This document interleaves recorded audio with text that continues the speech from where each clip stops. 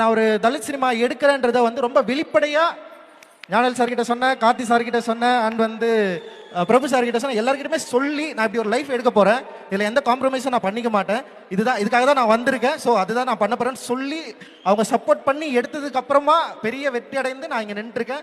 அதுக்கு மிக முக்கியமான காரணங்கள் இவங்க அப்படின்னு நான் நினைக்கிறேன். செவுற்ற பத்தியே படம் இரானியன் ஃபிலிம்ஸ் பார்த்திருக்கோம் இல்லையா, செருப்பு பத்தி ஒரு படம் இருக்கும். அப்போ செவுறு பத்தி படம் எழுதிருக்காரு. எல்லாம் ஓகேங்க, நான் செட் ஆவேனான்னு கேட்டேன். ஏன்னா நமக்கு வடச்சென்னைனாலே நமக்கு ஒரு பார்வை இருக்கு இல்ல, வடச்சென்னை ஒரு பார்வை இருக்கு, அந்த பசங்க இப்படிதான் இருப்பாங்க ஒரு கண்ணோட்டம் இருக்கு. நான் செட் ஆவேனான்னு கேட்டேன். சார் நீங்க பண்ணுங்க அப்பதான் மாறும்னு சொன்னாரு. ஏன்னா நார்த் மெட்ராஸ் வந்து அப்படி ஒரு கலாச்சாரம், அங்க இருக்கிறவங்க வந்து ஒரு கிராமம் மாதிரி, எவ்வளவு பணம் வந்தாலும் அந்த இடத்த விட்டு போகாம அங்கேயே இருக்காங்க. அங்க இருக்கிற மியூசிக் ஆகட்டும், அங்க இருக்கிற கலை ஆகட்டும், அங்க இருக்கிற ஆர்ட் ஆகட்டும் அவ்வளவு இருக்கும். நான் ஃபர்ஸ்ட் ரஞ்சித் கூட போய் பார்த்து தான் எனக்கு வந்து உலகமே ஓப்பன் ஆச்சுன்னு சொல்லலாம். சமூக நீதிங்கிற வார்த்தை எனக்கு அவர் தான் சொல்லி கொடுத்தாரு. அந்த வார்த்தை நான் கேட்டதே இல்லை அதுக்கு முன்னாடி. And I'm always very proud of Ranjith. ஏன்னா ரொம்ப உண்மையான ரொம்ப பிடிக்கும். தேங்க்யூ ரொம்ப சந்தோஷம்.